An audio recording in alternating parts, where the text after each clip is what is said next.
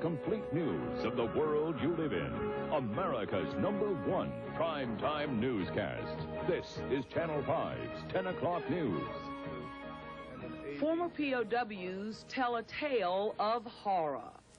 Presidents Bush and Mitterand disagree on a Mideast peace strategy, and Los Angeles residents clamor for the police chief's ouster. Good evening, everyone. Thanks for joining us. I'm Angela Robinson with Morris Jones. For the first time, some former POWs spoke out today and answered questions about their captivity in Iraq. As Channel 5's David Burnett reports, the men were tortured, beaten, even jolted with electricity to fuel the Iraqi propaganda machine. At Bethesda Naval Hospital and at Andrews Air Force Base, former prisoners of war continue their recuperation. Part of the healing process is talking about what happened. The most graphic description of how they were treated while in captivity came from Air Force Major Jeffrey Zaun. Basically, I had some wires wrapped around my ears and under my chin and was shocked periodically. Major Zaun said the electrical shocks were administered while the Iraqis tried to coerce him into videotaping a statement.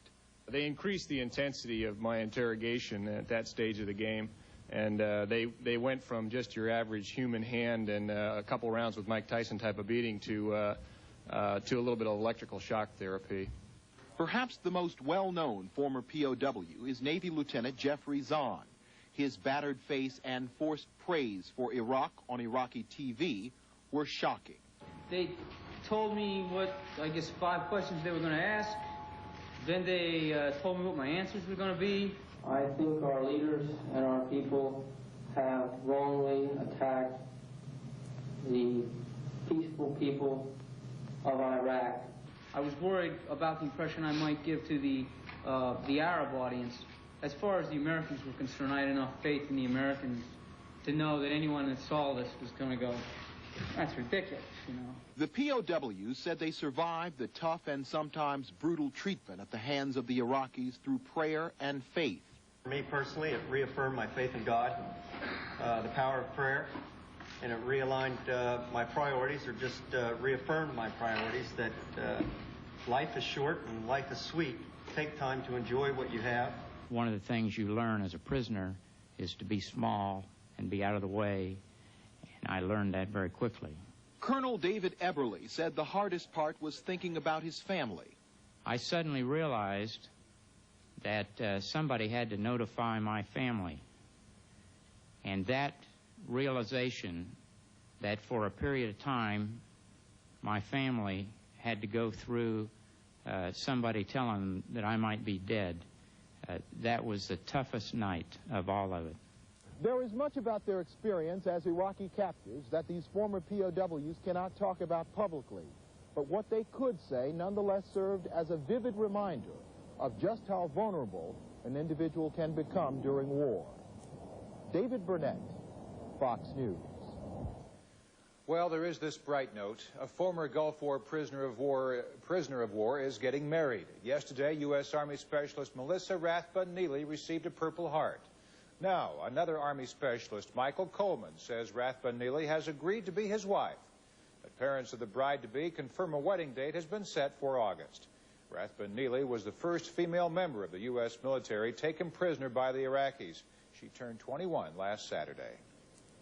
President Bush used the Caribbean island of Martinique for another day of post-war talks with coalition partners. The President and French President Francois Mitterand focused on the future of the Middle East. As Patrick McGrath reports, one key issue stands out: the role of the PLO in the peace process. President Bush and French President Francois Mitterand have long differed on how to achieve peace in the Middle East. After private talks on the Caribbean island of Martinique, the differences remain. We simply have not come across or settled on one path, one single approach to try to solve this Palestine-Israel question. President Mitterand favors an international peace conference that would help create a Palestinian state. President Bush isn't ready for that. We are not talking about a Palestinian state per se. What we are doing is exploring. Clearly, you're going to have address ourselves to the homeland question, some question for a home for Palestinians. But President Bush said the U.S. has no plans to resume talks with PLO leader Yasser Arafat. We are not writing off anything, but we don't have any intention of resuming, for example, our dialogue. Arafat aligned himself far more than he needed to protect his flanks with Saddam Hussein. He simply bet on the wrong horse. Secretary of State James Baker arrived in Moscow to brief Soviet leaders on his recent talks with Israel and the Arab countries. Earlier in Syria, Baker acknowledged that he could not point to any concrete signs of new thinking. We ought not to let expectations get out of control. This is very early in the process of trying to address this problem in the aftermath of the war. Maybe the wheels will come off tomorrow, but let's give it a chance. While Baker pressed ahead with post-war discussions, President Bush warned Iraq there may not be a permanent ceasefire or a withdrawal of U.S. troops if he continues to use helicopters to suppress rebellions. All I'm saying is using helicopters like this to put down one's own people does not add to the stability of the area and makes it very difficult.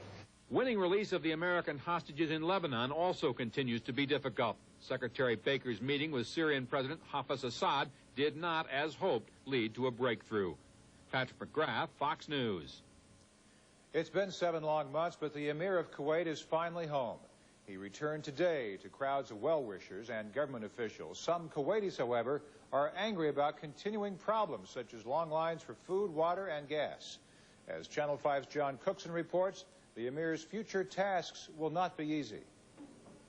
A traditional Kuwaiti band celebrated on the airport tarmac, another significant moment in the history of this tiny emirate. Swords held aloft in the Arab way of marking the end of any difficult struggle. The Emir's 727 flew in from Saudi Arabia about an hour late, but no one really noticed. It was as if he couldn't quite believe he was back in Kuwait as he stepped down towards Kuwaiti soil. But no cheering mass crowds, no waving flags, just polite applause from members of his family and government. Many of them thought they'd probably never see this day. Behind security men, he stepped down and kissed the earth twice. The Emir and his family were forced to flee when Saddam's invasion forces swept into Kuwait. Exile was spent at the mountain retreat of Taif in Saudi Arabia. Now, 7 months on in liberated Kuwait, the Emir enjoys a full 30 minutes greeting his family and top government officials. There was no disguising the elation each of them felt. He thanked those Kuwaitis who'd stayed behind during Iraq's occupation and had this message for the Allied forces. I'd like to thank the friendly countries of the Allied forces for what they have done, especially America. Kuwaitis will remember the favor. Outside, an enthusiastic crowd gathered to welcome home their leader. Kuwaitis were letting their hair down. The Emir joined his family in prayers to give thanks for Kuwait's liberation and to show gratitude for the Allied victory in the Gulf and the sacrifices that made these scenes possible. A report from John Cookson. When the 10 o'clock news continues, the verdict in the trial of the man accused of murdering 3 prostitutes. And LA's police chief struggles to hold on to his job amid angry calls for his resignation.